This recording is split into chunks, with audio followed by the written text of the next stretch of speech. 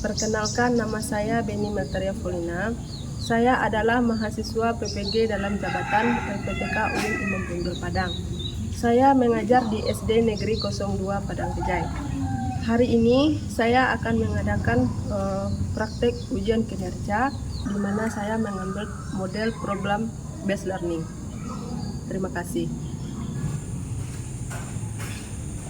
Assalamualaikum warahmatullahi wabarakatuh. Waalaikumsalam warahmatullahi wabarakatuh.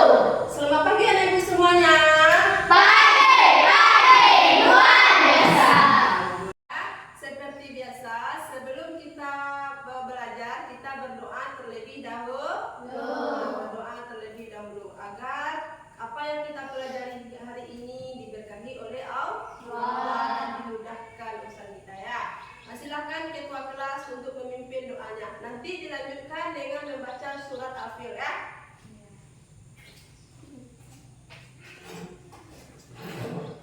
Silakan Zara. Siap, gerak, berdoa, mulai.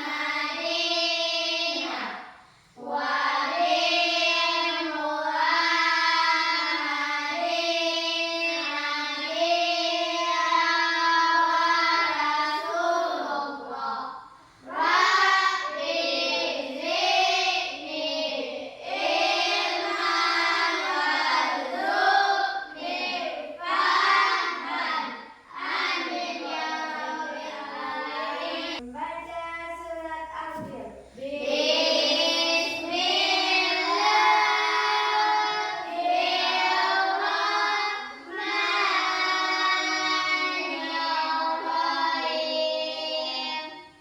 Alam tara kaifa fa'ala rabbuka bi ashabil fil.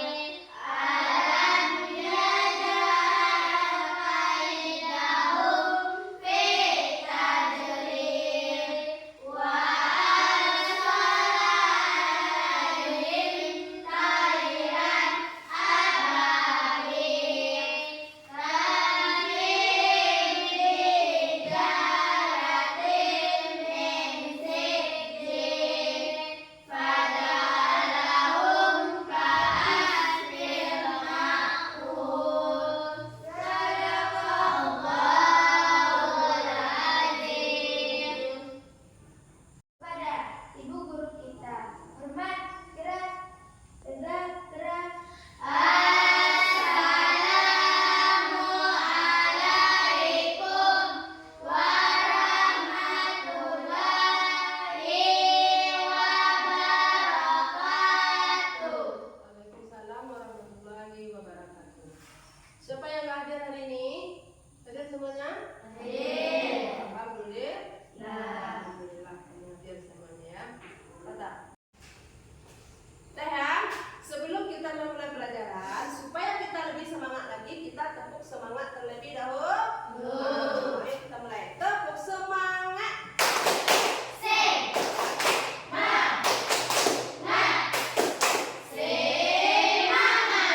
Terus tepuk sate.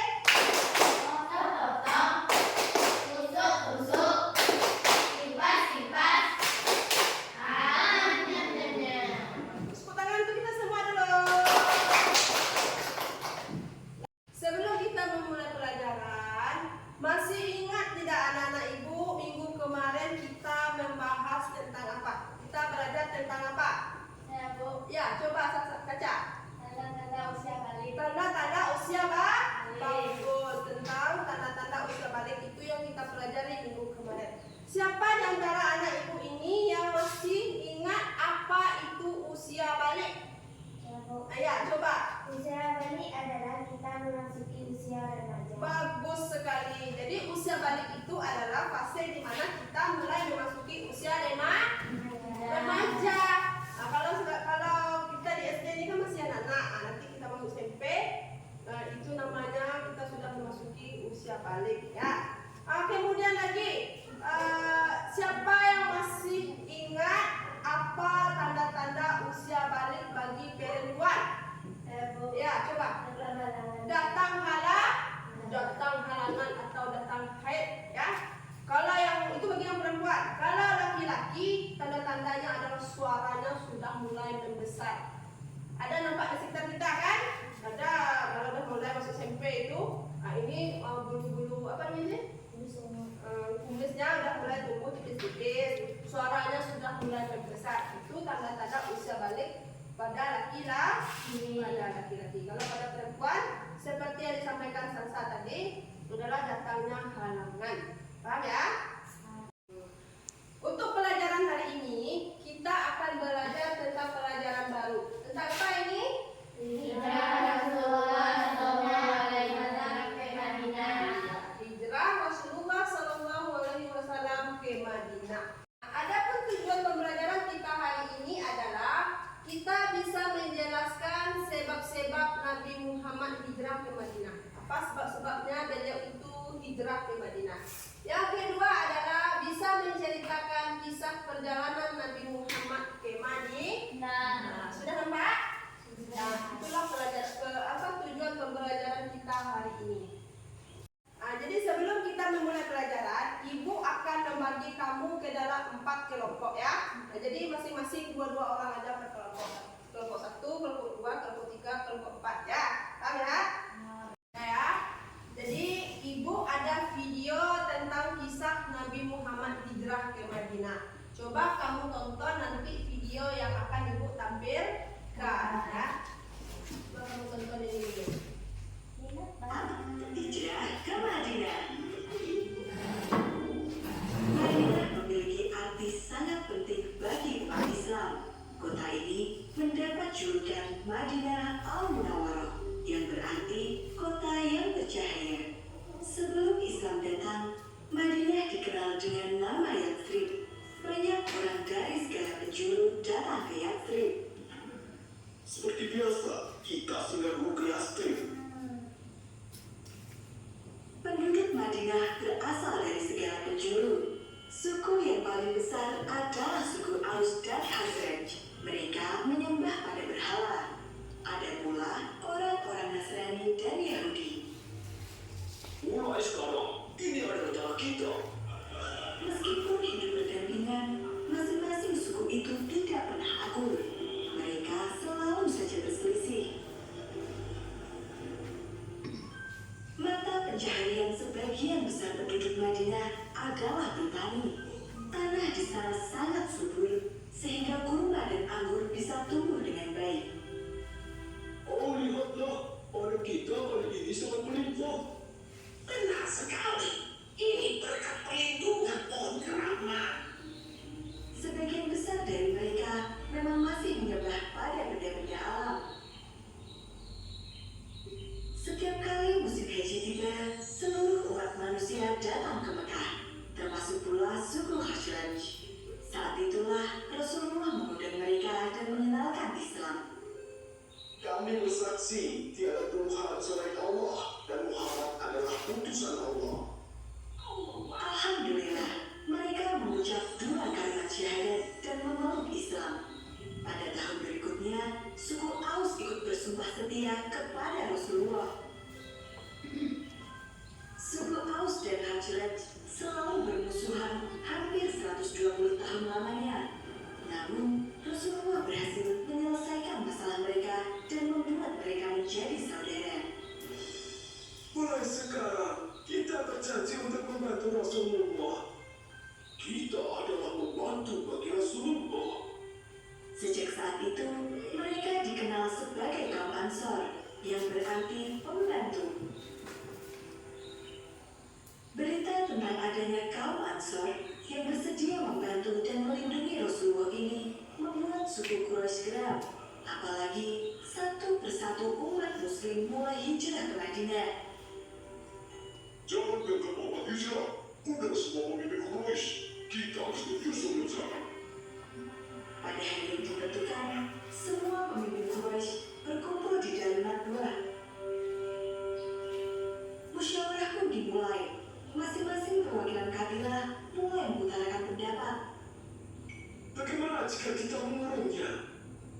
Tidak, para sahabatnya pasti akan menyerang. Apakah kau tidak mengingat kekuatan mereka? Usulan demi usulan terus berdatangan, namun tidak ada satupun yang memuaskan.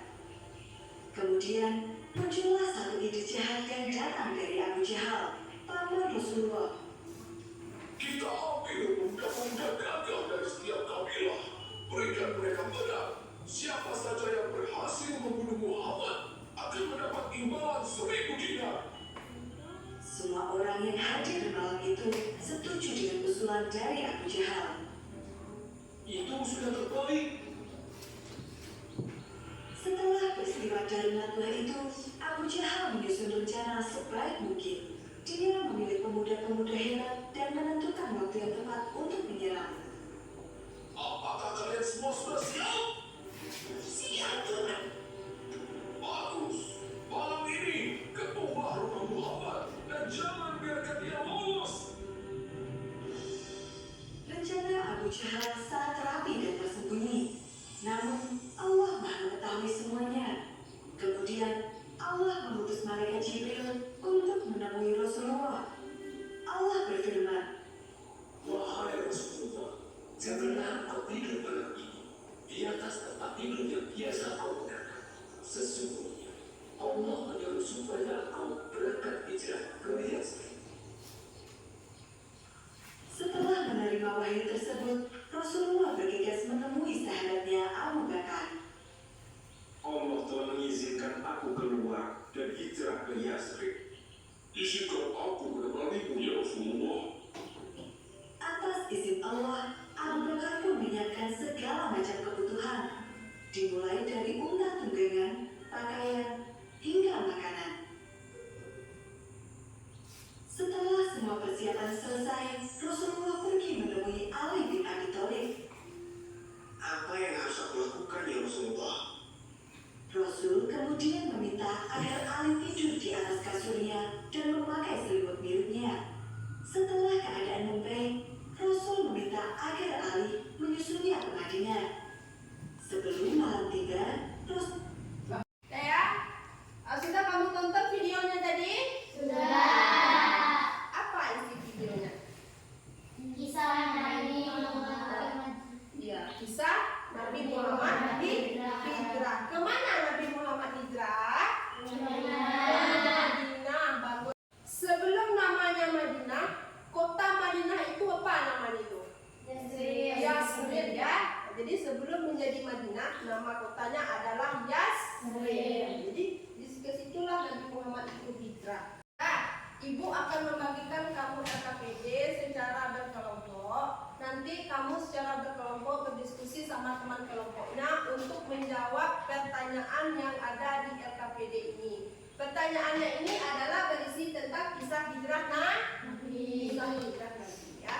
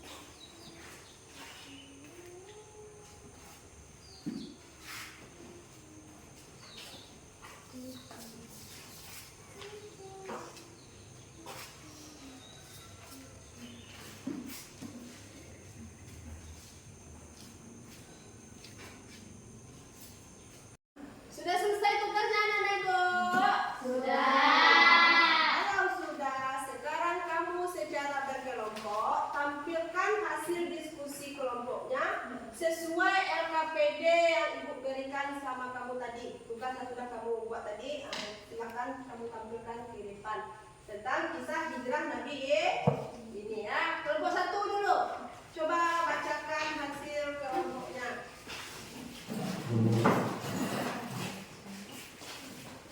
Coba perhatikan kelompok 1. Hijrah Nabi artinya perpindahan Nabi Muhammad ke Madinah untuk menghindari ancaman dari kaum kafir. Bagus sekali. Apa arti hijrah tadi menurut kelompok ini? Berpindah. Ulangi lagi. Hijrah Nabi Muhammad artinya perpindahan Nabi Muhammad ke Madinah untuk menghindari ancaman dari kaum kafir. Bagus sekali. Ya, beri tepuk tangan untuk kelompok 1. Kelompok 2 lagi.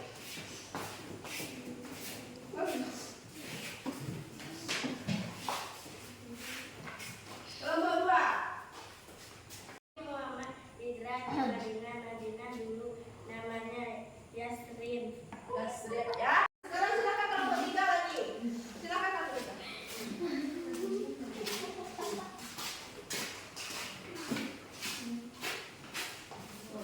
Silakan. 1. Sebab Nabi Muhammad hijrah perintah Allah. 2. Karena pengikutnya dapat tekanan dari kaum kafir. Itu sebab Nabi Muhammad hijrah. Silakan tepuk tangan untuk kelompok 3. Ya, jadi itulah hasil diskusi yang sudah kamu tampilkan tadi. Semuanya bagus, semua kelompoknya bagus menampilkan hasil diskusinya ya. Nah, jadi sebelum kita tutup pembelajaran hari ini, kita tepuk semangat dulu. Tepuk semangat.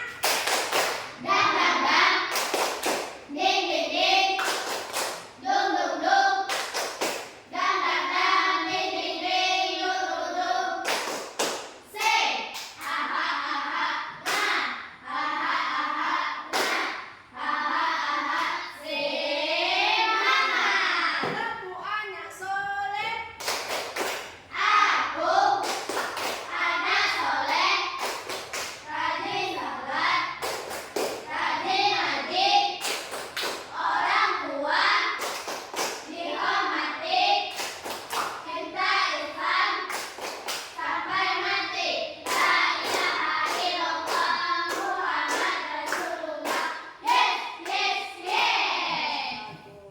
Ada.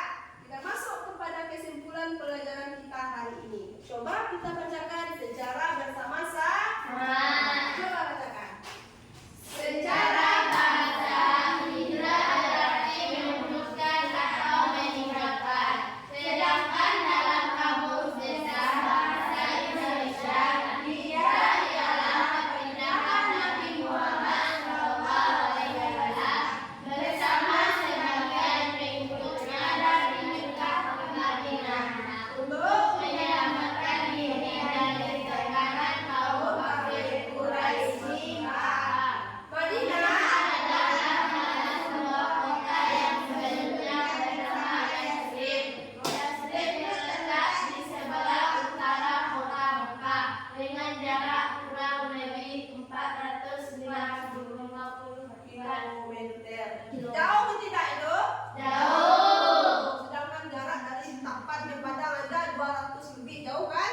Apalagi ini 450,4 kilometer, sangat jauh sekali. Itu yang ditempuh oleh Nabi Muhammad bersama sebagian pengikutnya. Kenapa? Karena